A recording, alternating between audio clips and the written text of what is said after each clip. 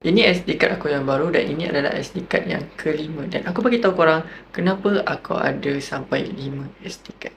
Tengok kat sini, aku ada sampai 5 SD card.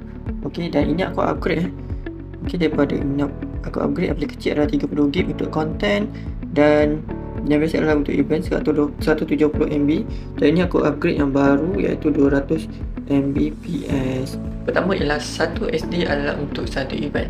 Lebih senang untuk aku terus export masuk ke dalam aku punya PC. Okay, jadi aku tak payah banyak buang masa nak kena pilih. Aku terus select semua dan masuk dalam PC. Easy. Okay. Yang kedua ialah untuk aku elakkan masalah SD card rosak. Okay, benda ni banyak juga kali aku berlaku. Dan sebab aku ada, time tu aku ada sikit gila SD card. Bila satu SD card rosak, aku tak ada backup.